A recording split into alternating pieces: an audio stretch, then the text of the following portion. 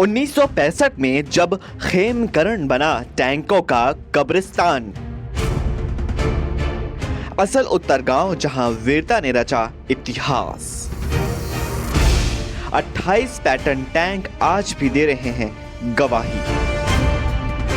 दुनिया ने देखी भारतीय सेना की ताकत। क्या आपको पता है 1965 की भारत और पाकिस्तान की जंग में भारत की शौर्य गाथा की गवाही देने वाले पैटर्न टैंक आज भी अपने आप में इतिहास को समेटे हुए हैं। 1965 के भारत पाक युद्ध में भारत की जीत में पैटर्न टैंकों ने महत्वपूर्ण भूमिका निभाई थी। पाकिस्तानी सेना ने 1965 में खेमकरण सेक्टर में पैटर्न टैंकों का इस्तेमाल किया था, लेकिन भारतीय सेना ने उन टैंकों को नष्ट कर दिया था। आज भी पंजाब के खेमकरण में और चन्नी में कुछ पैटर्न टैंकों के स्मारक तौर पर मौजूद हैं। देखिए, आज पहलगाम मैसेकर के बाद पूरा हिंदुस्तान इस वक्त जोश में है, पाकिस्तान के अगेंस्ट है, क्योंकि पाकिस्तान को पता चला कि वो भारत के साथ कन्वेंशनल वॉर में नहीं जीत सकता। जो उन्होंने देखा 47 में, 65 में और 71 में और इवन कारगिल वॉर के अंदर भी। अब 1965 में पाकिस्तान को लगता था कि आप भारत के ऊपर कश्मीर को एनेक्स करने के लिए उन्होंने ऑपरेशन जिब्राल्टर माउंट किया और सोचा था कि शायद कश्मीर के लोग इस्लामिक होने के नाते उनके साथ देंगे और साथ में अपनी फौजों को बोला अटैक करने के लिए जम्मू क्षेत्र में ऑपरेशन ग्रैंड स्लैम। और साथ ही के साथ एक मोर्चा उन्होंने पंजाब में भी खोल दिया और पंजाब में उनके सामने 4 डिवीजन था वेस्टर्न कमांड का, जो उनका डट के मुकाबला कर रहा था फिरोजपुर सेक्टर में। फिरोजपुर सेक्टर के अंदर ही यहाँ पे एक खेमकरण सेक्टर है, सब सेक्टर है, वहाँ पे पाकिस्तान ने हमला किया अपने 11 डिवीजन के साथ और अपने 3 टैंकों के रेजिमेंट वर्थ के साथ, बल्कि शायद उससे भी ज़्यादा ही टैंक्स थे। और ये सारे के सारे टैंक मेजॉरिटी जो थे पैटर्न टैंक थे, जो उनको अमेरिका से अभी अभी मिले थे और जिसके बल पे वो सोच रहे थे कि वो भारत को शिकस्त दे पाएंगे। और हुआ भी यही। शुरू में जब वो लड़ाई शुरू होती है 5 सितंबर 1965 को, तो ये टैंक बढ़ते हुए भारत के इलाके के अंदर आ जाते हैं और कम से कम कहीं कहीं पे 5 किलोमीटर का इलाका जीत लेते हैं, कहीं पे 12 किलोमीटर भी अंदर आ जाते हैं। तो उस वक्त हमारा 4th इन्फेंट्री डिवीजन अपने कुछ आर्मर कॉलम के साथ इनको काउंटर अटैक करने के लिए निकलता है। तो वहाँ पे बड़ा ज़बरदस्त युद्ध होता है और उस युद्ध के ऊपर भारत आगे बढ़ता चला जाता है और उनके 11 डिवीजन को पीछे पुश करता चला जाता है। तो फिर से उन्होंने अपने टैंकों के साथ काउंटर अटैक करते हैं। अब जब टैंकों का काउंटर अटैक देखा जाता है तो भारत के जो लड़ाके थे, इन्फेंट्री के वीर थे, जो डोगरा रेजिमेंट के, राजरेफ रेजिमेंट के, जैकरेफ रेजिमेंट के, इंजीनियर्स के और सपोर्टेड एलिमेंट्स के, उन्होंने डट के मुकाबला किया। उन्होंने उनकी टैंक की माइनें लगाई ताकि ये टैंक आगे ना बढ़ सकें। तो उन्होंने जब माइन फील्ड देखी तो उन्होंने डिटोर लेना शुरू किया। अब डिटोर लेने से क्या हुआ, जो भारत के जो कमांडर थे उन्होंने उस इलाके को हेडवर्क से खोल करके एरिया को फ्लड कर दिया और वहाँ ये सारे टैंक फंस गए और उनको एक एक करके चुन चुन के मारा और 97 टैंक्स को तबाह किया। और उसमें से 78 पैटर्न टैंक्स थे जो भारत ने कैप्चर किए, जो कि वर्किंग कंडीशन में थे। एब्सोल्युटली हो सकता है मोबिलिटी किल हो, पर उनकी जो फायर पावर थी बरकरार थी, उनके मशीनरी बरकरार थी। तो उसको पहले भारत को लगा कि इसको हम खुद यूज़ करते हैं, परंतु उसके बाद जब वॉर ख़त्म हो जाती है और ताशकंद समझौता होता है तो इन टैंकों को उठा के हम अपने ले जाते हैं, जहाँ पे एज ए युद्ध स्मारक लगाते हैं, एज वॉर ट्रॉफीज के जगह जगह लगाते हैं, ताकि देश के लोग इनको देखें और मोटिवेट हों और वो और आगे जाने की सोचें और आर्म फोर्सेस ज्वाइन करने की सोचें। तो ये टैंक आज चंडीगढ़ में, पंजाब में और देश के विभिन्न भागों में आपको अभी भी एज वॉर ट्रॉफीज मिलेंगे और ये हमें याद दिलाते हैं कि हमने पाकिस्तानी सुपीरियर टैंक्स, जो इंडिया में बेस्ट टैंक था, अमेरिका ने इनको दिए थे, उनको हमने कैसे परास्त किया अपने इन्फीरियर टैंक्स के साथ। क्योंकि इस वजह it is not the weapon which you need, it is the man behind the weapon.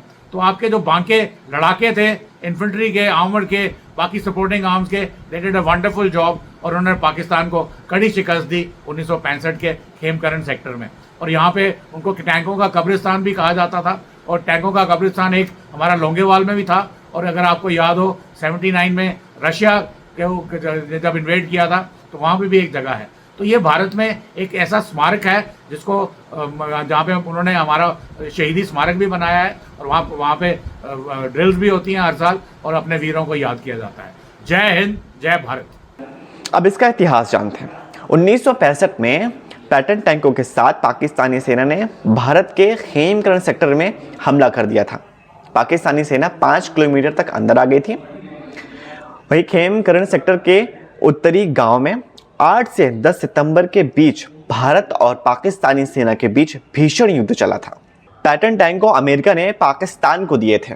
ये उस समय के सबसे आधुनिक और सबसे शक्तिशाली टैंक माने जाते थे, लेकिन 1965 के युद्ध में भारतीय सेना ने इन टैंकों के पूरी रेजिमेंट को ही बर्बाद कर दिया था। भारतीय सेना ने 97 पाकिस्तानी टैंकों को नष्ट कर दिया था, जिनमें से पाकिस्तान के 72 पैटर्न टैंक भारतीय सेना ने पकड़ लिए थे। इनमें से 28 टैंक बिल्कुल ठीक कंडीशन में थे। ऐसे टैंक आज भी खेमकरण में खड़े हैं। ऐसा ही एक टैंक चंडीगढ़ के सेक्टर 10 में भी मौजूद है। और अब बात करते हैं उस गांव की जो पाकिस्तानी सीमा के बेहद करीब है। पाकिस्तान की तरफ से जब भी सीज फायर तोड़ा जाता है या पाकिस्तानी सेना जब भी गोलाबारी करती है तो इन घरों पे गोलियों के निशान साफ दिखाई देते हैं। देखिए पूरा वीडियो। जंग के बादल मंडला रहे हैं और मैं हूं लाइन ऑफ कंट्रोल पर हिंदुस्तान साइड से आखिरी गांव में, और यहां पे काफ़ी तनाव पाया जा रहा है। मैं उस गांव में हूं जहां पर आज तक पाकिस्तानी आर्मी की फायरिंग से काफ़ी नुकसान हुआ है, काफ़ी घरों को नुकसान हुआ है, जानी नुकसान हुआ है, क्योंकि जब सीज फायर वायलेशन होती है, इंडियन आर्मी की तरफ से रिटालिएशन की जाती है, आर पार की जो शेलिंग होती है, फायरिंग होती है, तो ये सारे लोग मुतासिर हो जाते हैं। यहाँ पे इस वक्त बहुत ज़्यादा तनाव है, लोग बाहर निकले हैं, यही बातें कर रहे होते हैं, क्या जंग होगी, क्या होगी किसी को नहीं मालूम, लेकिन पाकिस्तान को लग रहा है कि भारत की तरफ से अटैक किया जा सकता है। प्राइम मिनिस्टर ने जिस तरीके से बैक टू बैक मीटिंग्स की रक्षा मंत्री के साथ, चीफ ऑफ डिफेंस स्टाफ के साथ, ऐसा लग रहा है कोई तैयारी हो रही है, बड़ी तैयारी हो रही है। भारतीय सेना को अलर्ट पर कर दिया गया है, नेवी और एयरफोर्स को अलर्ट कर दिया गया है, काफ़ी सारी एक्सरसाइजेज हो रही हैं। लोग हमें दिखा रहे हैं कि इस इलाके में कितना नुकसान अभी तक हुआ है आर पार की शेलिंग से, और आज तनाव है। तो यहाँ पे जितने भी छत हैं वो तबाह हो चुके हैं। छतों से अब पानी टपक रहा है, टीन के शीट्स जो हैं उसमें बड़े बड़े सुराख पड़े हैं, जो मैं दिखाने की कोशिश करूंगा। यह हमें दिखाएंगे कि क्या हैं यहाँ के हालात, और क्योंकि अब जंग के बादल मंडला रहे हैं, और अगर जंग हुई तो ये वो इलाका है जो 1965 का जंग देख चुका है। यही वो इलाका है जहाँ पर इंडियन आर्मी ने पूरे हाजी पीर सेक्टर को कैप्चर किया था, लेकिन 1966 में भारत ने उसे वापस दे दिया ताशकंद एग्रीमेंट के तहत।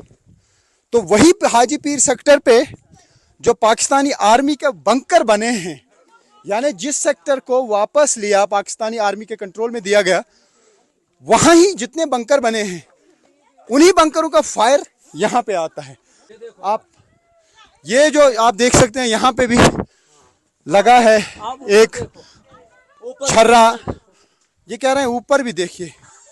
लोग हमें दिखाना चाहते हैं क्योंकि न्यूज़ 18 इंडिया की टीम लगातार इन एरियाज़ में है। शाम के वक्त भी हम यहाँ ही लगातार बैठे हुए हैं इन्हीं इलाकों में, और मैं विजय से कहूँ थोड़ा जल्दी आए।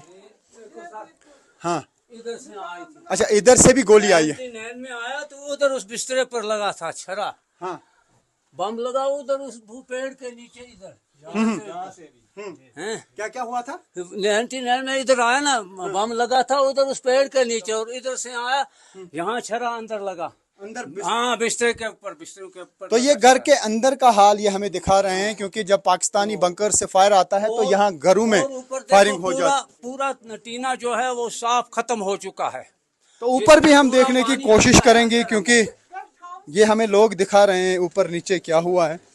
तो ये आप देख सकते हैं, यहाँ पे भी घर के छतों में ये देख सकते हैं, ये पूरा जो है यहाँ पे, ये आप देख सकते हैं, आप पूरा इसकी गुंजाइश नहीं है। यहाँ पे काफी सारे सुराख हमको दिख रहे हैं पूरा जी। मुश्किल से इसको पानी मरम्मत की है थोड़ा सा, मुश्किल से, लेकिन यहाँ पे इर्द गिर्द पूरा ऐसा तरह यहाँ पर सुराख हुए हैं। ये देखिए छर्रे लगे हैं, छड़े लगे हैं बिल्कुल। तो मैं विजय से कहूँ थोड़ा सा दिखाएं। तो ये जो सुराख है यहाँ पे टीन में, तो ये छड़े लगे हैं, इधर गोले पड़े, उन गोलों से